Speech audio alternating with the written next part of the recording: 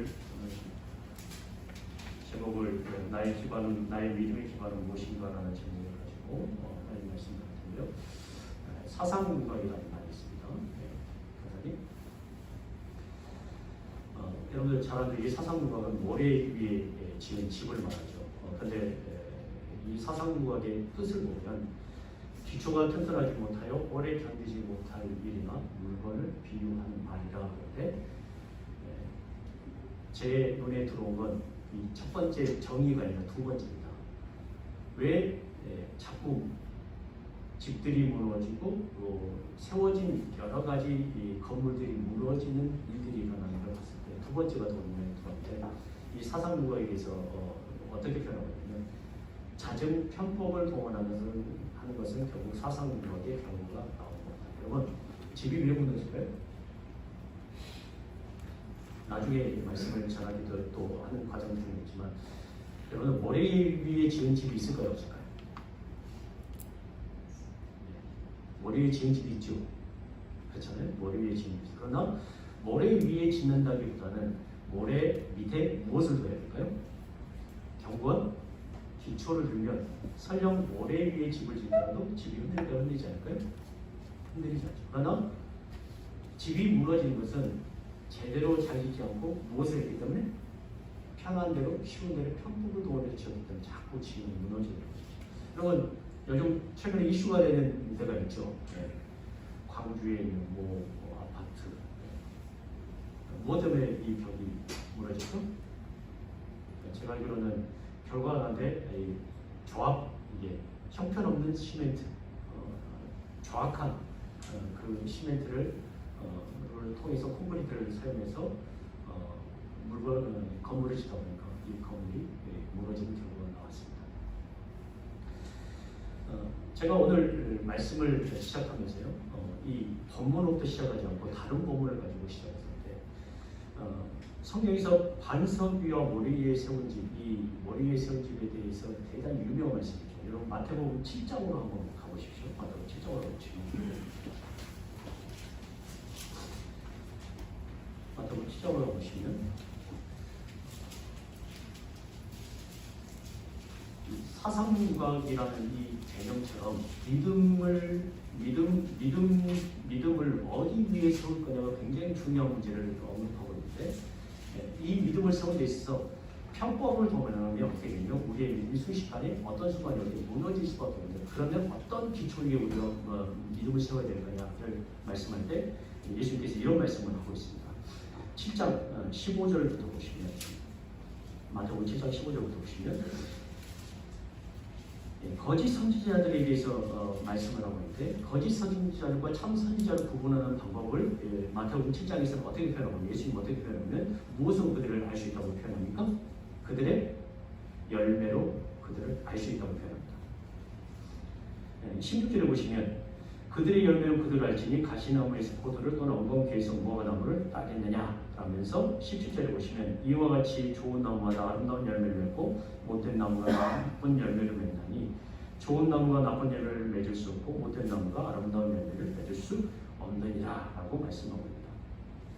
여러분 그런데 좋은 열매와 나쁜 열매가 어떻게 맺어지는 거죠?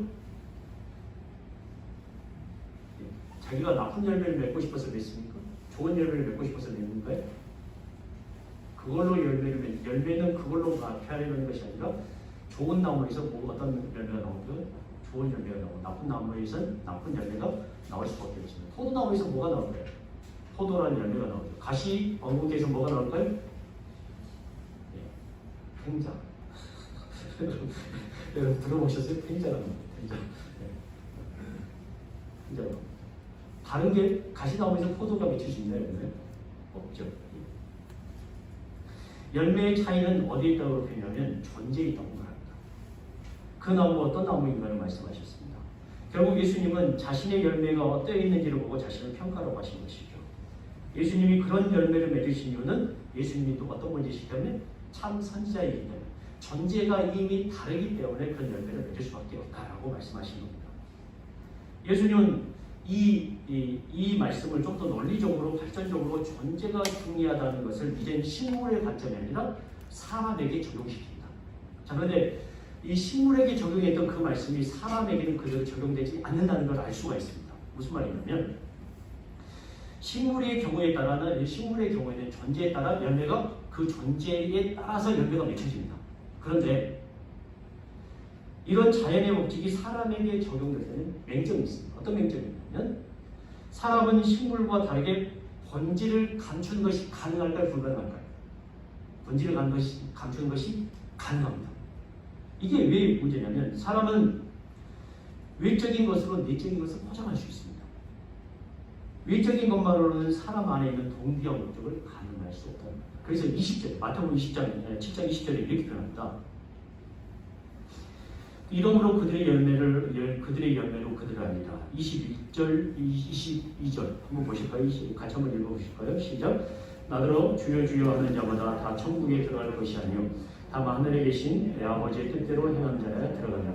그날에 많은 사람이 나더러 이르되 주여 주여 우리가 주의 이름으로 선지자 노릇하며 주의 이름으로 기술을 전하며 주의 이름으로 많은 권능을 행하지 아니하였는가 하니 23절 같이 읽겠습니다. 시작. 그때 내가 그들에게 밝게 말하되 내가 너희를 도무지 알지 못하니 불법을 행하는 자들아 내게서 떠나가라 하리라. 20절에 보면 참 선지자와 거짓 선지자의 차이점을 이름으로 그들의 열매로 그들을 알리라고 분명히 선언하는데 하지만 열매가 사람에게 적용되는 겉으로는 알 수가 없다는 것을 알 수 있습니다. 이것을 예수님께서 이렇게 표현하는데 야 나더러 주여 주여 하는 사람이 전부 다 하나님 믿는 사람이 아니다라는 거죠. 많은 권능을 하고 귀신을 쫓아내는 능력을 행하는 사람이 주님을 꼭 믿는 건 아니다라는 것을 말씀하거든요. 이 땅에서는 우리가 누군가를 평가할 때 외적인 것과 행함으로 초점을 맞춥니다. 그 사람이 했던 일이 화려한 전적을 갖고 있는가? 그 사람이 그것을 행할 만한 능력을 가지고 있는 인물인가? 그는 어떤 이력을 가지고 지금까지 살아왔는가? 그는 무슨 일을 했는가? 그러나 예수님은 그것보다도 무엇이 더 중요하다고 표현하면 사람에게 있어서는 본질이 더 중요하다고 말씀합니다. 23절에 이런 능력을 행한 많은 사람들을 예수님께서 뭐라고 표현합니까? 불법을 행하는 자다 내게서 떠나가라고 표현합니다. 이게 무슨 말씀인가? 엄청난 열매를 맺은 사람들이 갑자기 불법을 행하는 사람들로 평가를 받습니다. 식물과 다르게 사람에게는 무엇이 가능하고 감추는 것이 가능합니다. 자신의 동기와 목적을 가지고 다른 사람인 것처럼 행동하는 것이 가능합니다. 그러나 주님은 본질을 아시는 분이십니다. 하나님은 동기와 목적을 아십니다. 그리고 마음을 보시는 분이십니다. 하나님은 사람의 믿음을 보시는 분이십니다. 하나님에게는 겉으로 보이는 열매가 아니라 존재가 중요하다고 말씀합니다. 결국엔 그 사람이 어떤 믿음과 본질과 동기와 목적을 가진 사람인가로 인생이 결정된다고 말씀합니다. 이것이 열매라고 말합니다. 신앙인에게 열매가 뭐라고요?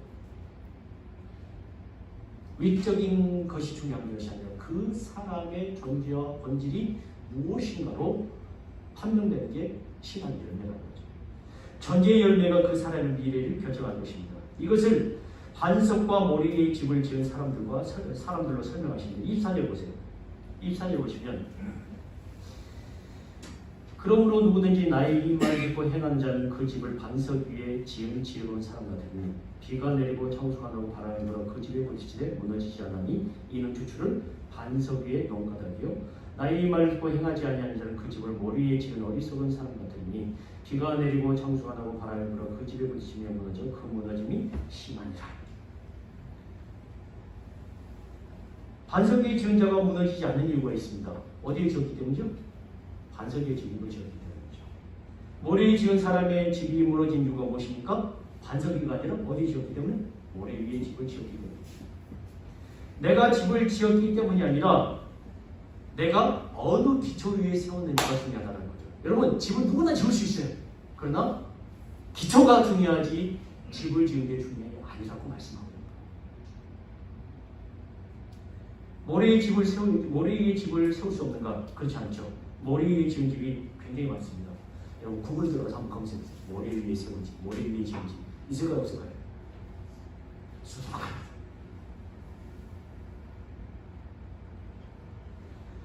더 중요한 것은 기초를 어디에 쌓았는가가 중요한 문제입니다. 어쩌면 우리의 삶의 모습이 모래 위에 있는 것 같은 데가 많아요. 그러나 그럼에도 불구하고 넘어지거나 무너지지 않는 이유는 무엇일까요? 오히려 우리의 기초를 어디에 쌓았기 때문에? 반석 위에 쌓았기 때문이죠. 기반을 어디에 쌓고 있느냐가 문제입니다. 우리가 인생을 살면서 모두 똑같이 집을 짓습니다. 어떤 사람은 초라하지만 어디에 지을까요? 반석 위에 집을 짓습니다. 그러나 어떤 사람은 화려합니다. 화려하지만 어디에 지을 수 있어요? 모래 위에 집을 지을 수 있습니다. 화려하게 집을 잘 짓는 사람과 초라하게 집을 짓는 사람도 있습니다. 그러나 결정적인 차이는 그 기초가 무엇인지에 따라 그 집의 미래가 달라진다는 것입니다. 오늘 말씀을 이렇게 시작한 이유가 있습니다.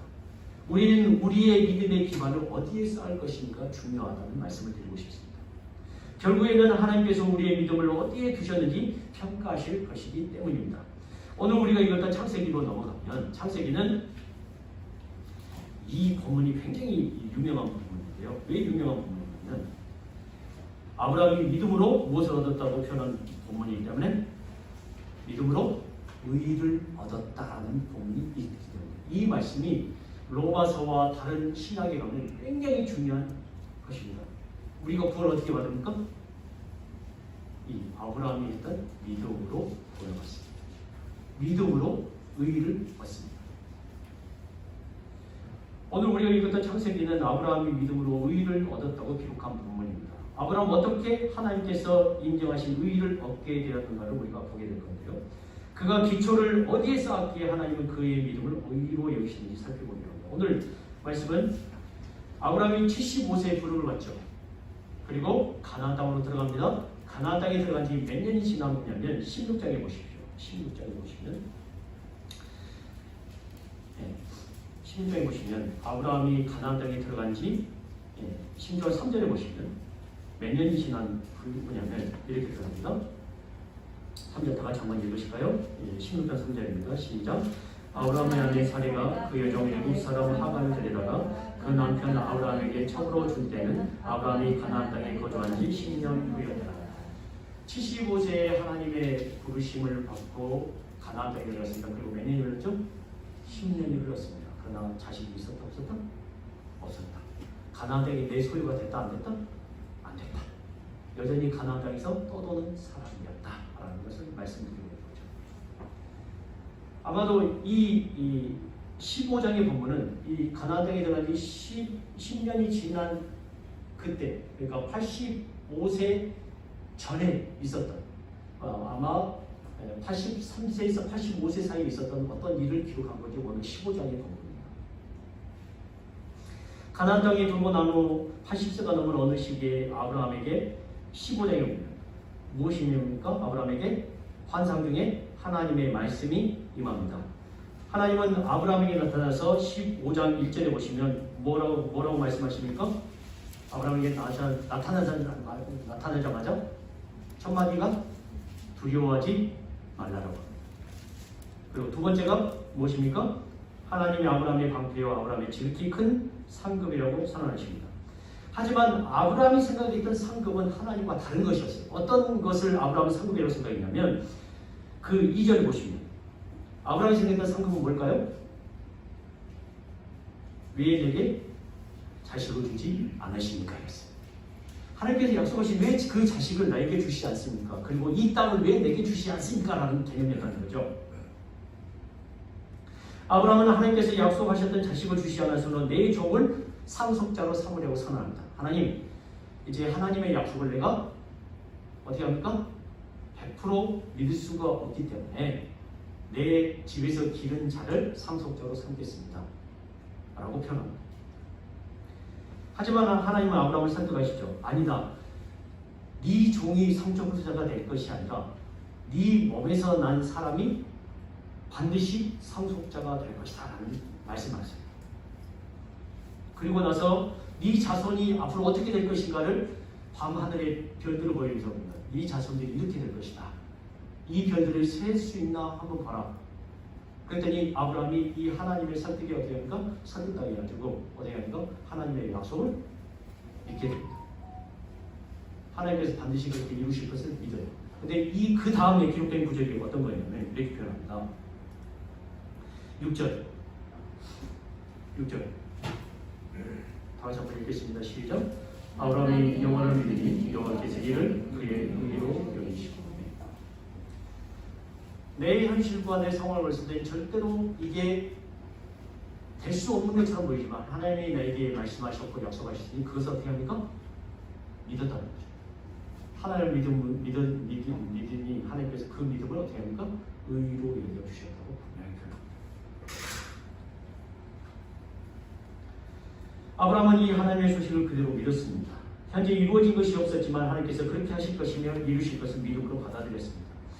하나님께서 아브라함의 믿음의 고백을 받으시고 그것을 그의 의로 여기셨습니다. 또한 75세에 아브라함에게 약속하시던 그 약속을 떠오르게 합니다. 이 땅을 반드시 너에게 주겠다고 한 약속을 이루겠다고 말씀하십니다. 이에 대해 아브라함은 하나님께 묻습니다. 하나님, 이 땅을 받을 것을 내가 어떻게 알 수 있습니까? 묻는 거예요.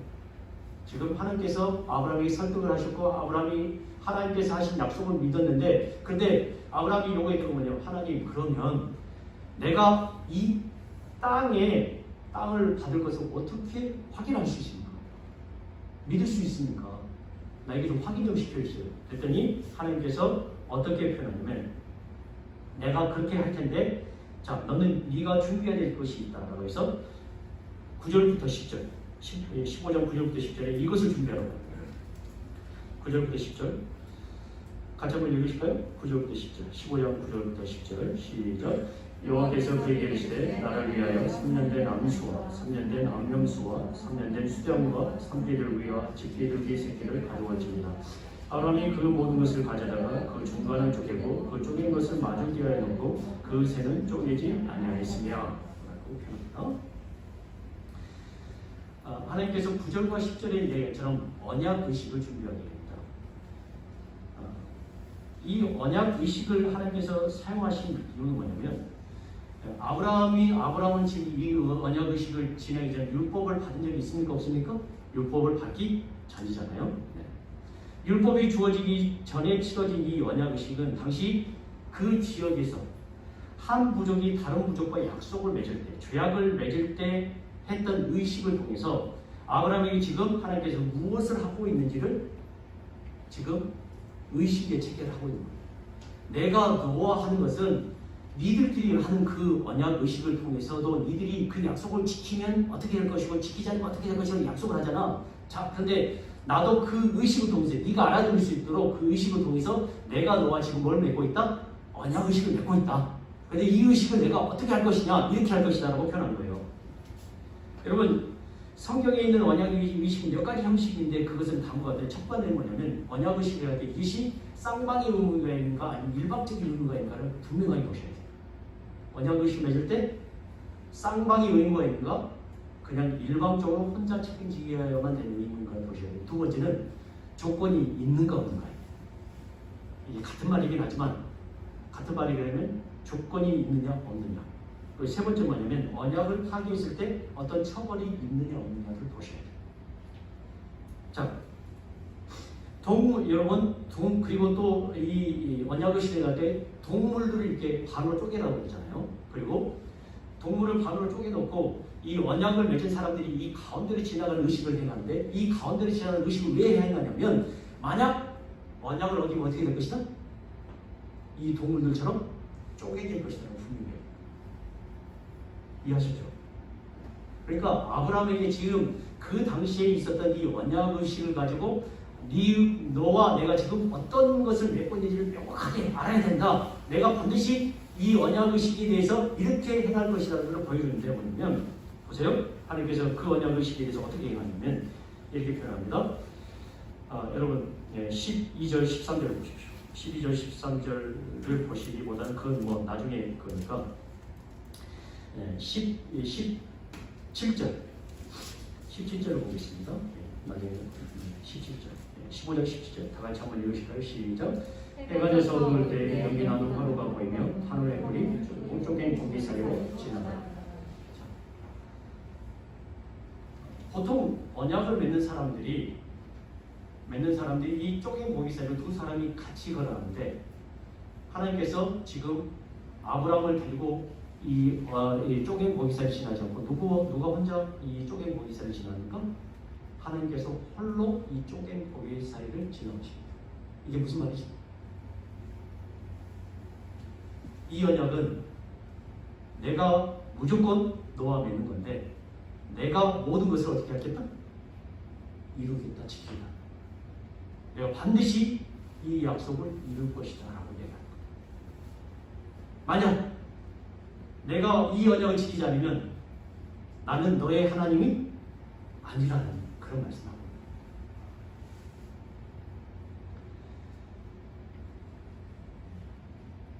만약 이 언약이 조건적이면 쌍방의 의무를 지니고 있는 것이라면 아브라함은 언약을 맺고 난 후 얼마 지나지 않아 죽을 수밖에 없었을 겁니다. 얼마 후에 죽었을까요? 1년 후에 죽을 수밖에 없었어요. 왜 그러냐면 16장에 있어요. 16장에 보시면 16장 2절 1절과 2절 한번 읽으실까요? 시작.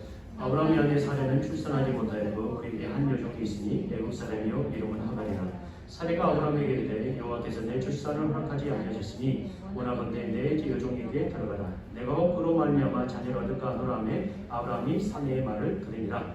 그래서 아들을 언제 낳았냐면 보세요. 넘어가서 저기 16절에 보세요. 16장 10절에 보시면 이렇게 표현합니다. 같이 한번 읽을까요? 시작.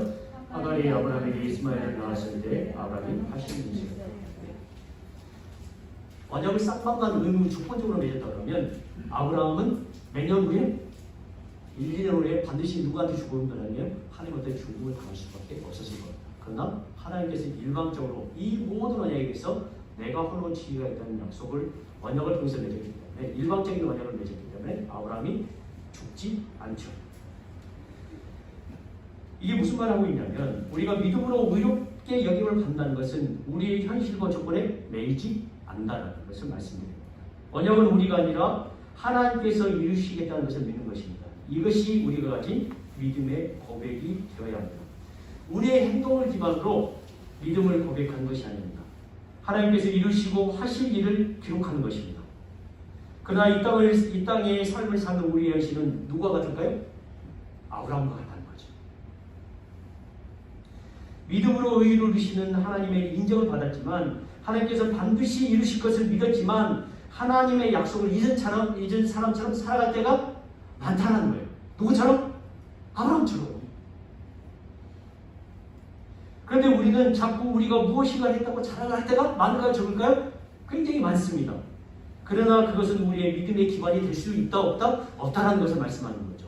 분명 아브라함과 사레가 하갈을 통해서 아이를 낳으려고 했던 이유는 후손을 자신들의 힘으로 이루려고 했던 것이 분명합니다. 16장 2절에 보면 사레가 아브라함에게 말합니다. 여호와께서 출산을 허락하지 아니하시니 원하건대 내 여종이 들어라. 내가 혹 그로 말미암아 무엇을 얻을까? 자녀를 얻을까? 하나님이 내게 주시지 않은 것은 하나님의 뜻이 있다. 그 하나님의 뜻을 지금 우리가 어떻게 해야 된다? 우리가 이루어야 된다고 표현한 거예요. 여러분 이게 신앙의 고백입니다. 실은 사레가 아브라함 남편 될 생각일까? 하나님께서 주지 않았어. 그럼 우리가 어떻게 될까? 하나님이 약속하신 자녀를 어떤 방법으로? 우리의 방법으로 만들어야 되지 않겠어? 이것도 우리의 믿음이야 라고 고백한 거예요.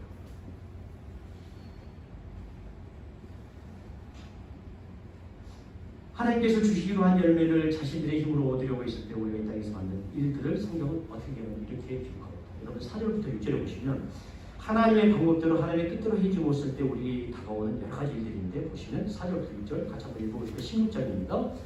같이 한번 읽겠습니다. 시작.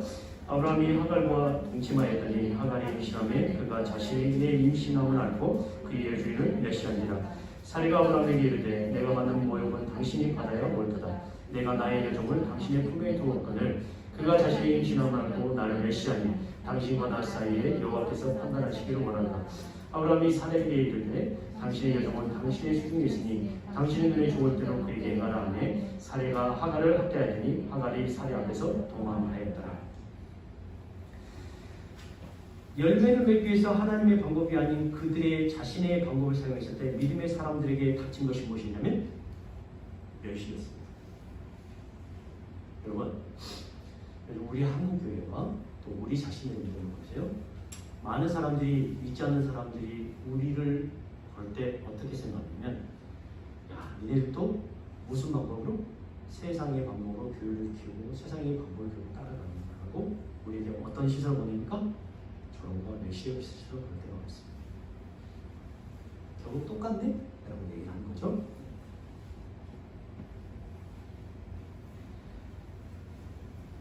그리고 사례는 하갈에게 자신의 밟는 메시에 대해서 어떻게 합니까? 참을 수가 없어서 어떻게 합니까?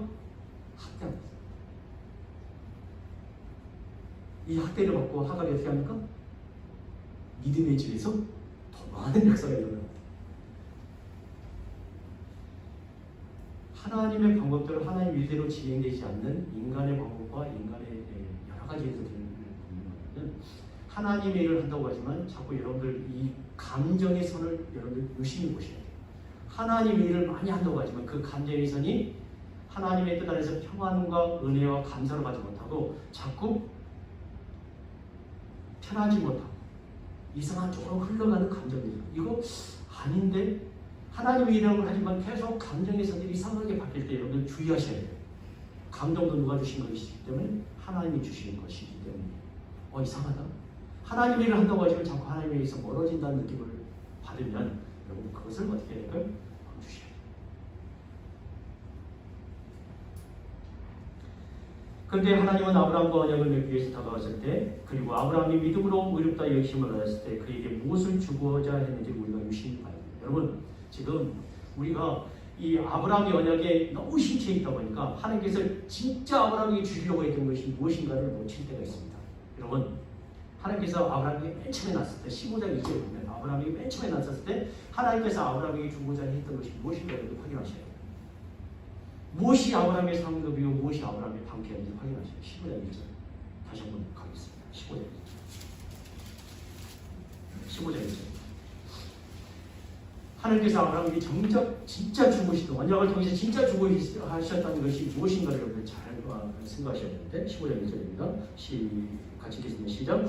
이후에 여호와의 말씀이 환상 중에 아브라함에게 말해 이르시되 아브라함아 두려워하지 말라. 나는 네 방패요 내 지극히 큰 상급이니라. 하나님은 하갈에게도 동일하게 말씀하셨어요. 나는 내 방패요 너의 지극히 큰 상급이다라는 것을 말씀하고 계신 것입니다. 그러나 아브라함과 하갈은 자신의 열심과 열매를 통해서 하나님이라는 열매를 맺으려고 노력한 것입니다. 여러분 우리가 열심히 노력해도 하나님이란 이 상급과 하나님이란 이 방패를 얻을 수 있을까요? 없을까요? 나올 수 있을까요? 없을까요? 없습니다. 무엇을 위해서 아브라함이 노력했고 무엇을 위해서 사례가 이렇게 노력을 했냐면 땅을 얻으려고 자식을 얻으려고 노력했던 거예요. 하나님께서 정작 주시려고 했던 건 무엇이죠? 하나님 자신이었던 거예요. 아브라함아 제발 그 약속이 아니라 그 약속을 이룰 누구? 내가 네 상급이 네 방패라고. 오늘날에 많은 신앙인들이 우리의 믿음의 신앙을 어디에 쌓고 있냐면 자꾸 하나님의 조건들과 약속들에 쌓고 있어요. 그러나 하나님이 우리에게 주시려고 하는 것은 아브라함을 통해서 우리에게 말씀하는 것은 뭐냐면 내가 너희들의 상급이요 방패라는 거예요. 성경에 있는 모든 것을 누가 이룰 수 있어요? 하나님만이 이룰 수 있습니다. 우리 인생에 주어지는 모든 것을 누구만이 이룰 수 있어요? 하나님만이 이룰 수 있는 거예요. 그런데 우리는 뭐냐면 하나님을 상급으로 받기보다는 하나님 주시려고 했던 주시고 했던 하나님 외에 다른 것을 통해서 하나님을 더욱더 믿게 하려던 그 약속들을 자꾸 붙잡으려고 했던 거죠. 그 약속들을 지금 우리가 어떻게 하고 있냐면 우리 자신의 힘과 노력으로 자꾸 맺으려고 하는 거예요. 그러니까 하나님이 주시려고 했던 것은 하나님 자신이었어요. 여러분의 믿음의 기초를 어디에 쌓을 겁니다. 누구한테 쌓아야 돼요? 하나님의 쌓으십니다. 이미 여러분들은 그러면 하나님의 성과 은혜를 받은 것인가 안 받은 것인가 이미 받은 사람들이라는 거죠. 근데 우리는 하나님 외에 다른 부수적인 걸 가지고 우리의 믿음을 드립니다. 그런데 절대로 그것으로는 하나님을 만들 수 있을 것은 없다는 거예요.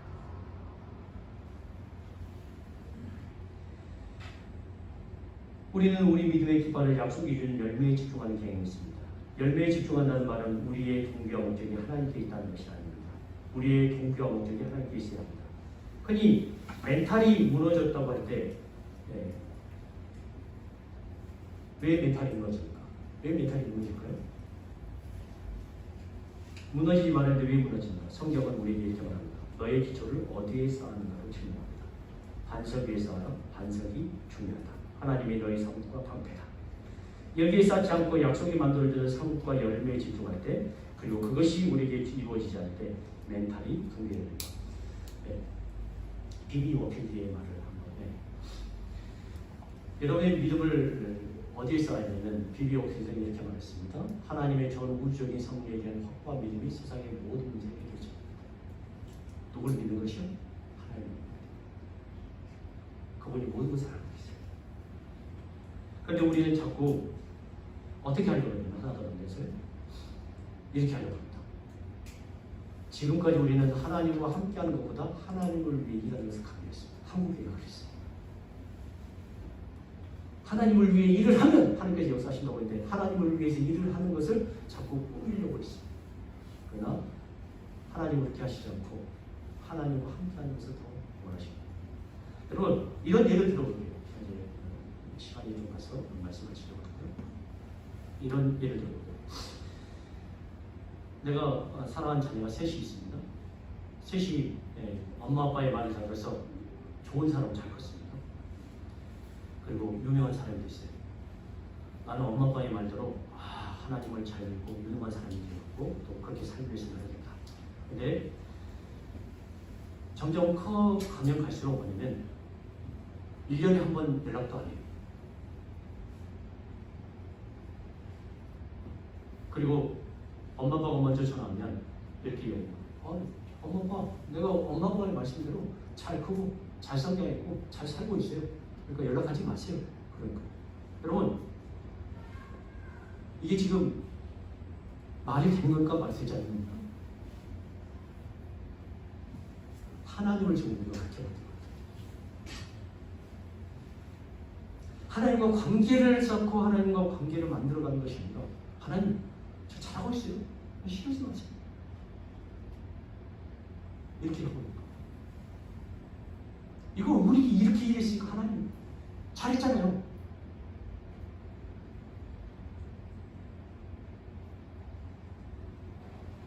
하나님의 사랑 안에서 자신의 가치를 찾지 못하고 자신의 가치를 사역의 성패와 성과에 연관시키려고 자꾸 하나님 저 사실을 금식하겠습니다. 우리가 조심해야죠. 사실을 금식기도 전에 하나님과 관계가 됩니다. 이게 더 좋은 거예요.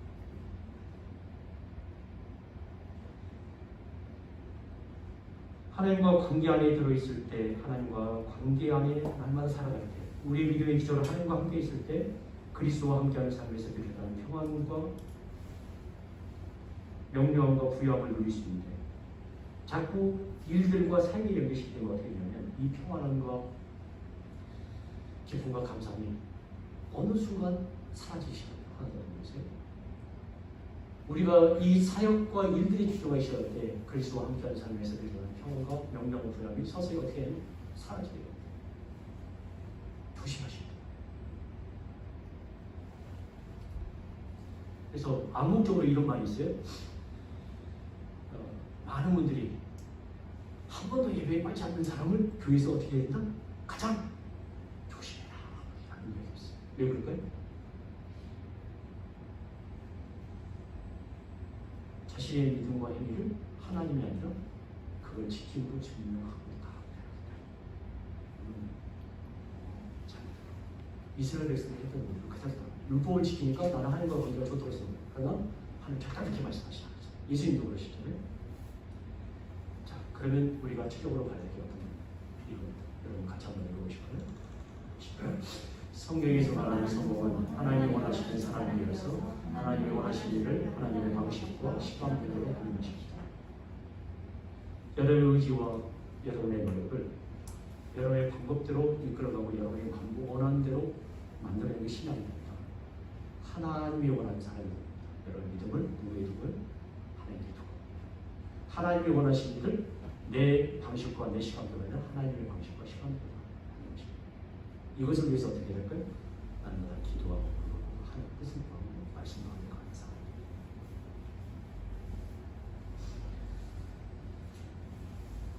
언약보다 더 언약을 이루시는 하나님께 주십시오. 그 하나님과 함께 걸어가야 할 때 무너지지 않습니다. 그런데 우리는 그 하나님보다는 그러니까 참 괴로움이고 어려운 일이 많을 때 우리가 무너지지 않는 법이 무엇인가? 하나님 만들었습니다. 이것을 여러분들께 오늘 나누고 싶었습니다. 저도 처음 무너질 때가 많아요. 오늘 같은 때가 내가 생각했던 분이 안 왔네? 고시아를 끌고 안 왔네? 근데 제가 지금 하나님을 찾고 있는 건 무엇을 찾고 있는 겁니까? 사람 보는 거죠. 전도할 때도 그래요. 내가 참 전도하는 게 사람을 많이 끌어서 성공하기 위한 거예요? 아니면 하나님 때문에 전도하는 거예요? 그랬을 때 무엇이 먼저가 되기 때문에 성공할까요? 전도했는데 성공할 수 있어요. 사람이 아닌데. 내가 오셔야 될 분이 안 오셨을 때 뭐냐면 하나님보다는 그것에 집중했어요. 더욱은 여러분 그런데 그렇게 아닙니다. 여러분의 삶을 보는 눈을 좀 넓혀가십시오. 설령 여러분에게 좀 이루어지지 않을지라도 이미 여러분의 큰 상급과 은혜와 복을 이미 주고 있습니다. 이 복을 벌리면서 이 복과 복을 벌리십시오. 그것이 우리가 무너지지 않는 우리의 마음을 깨닫고 나아가 살아가는 모든 성도님들이 주님의 이름으로 간절히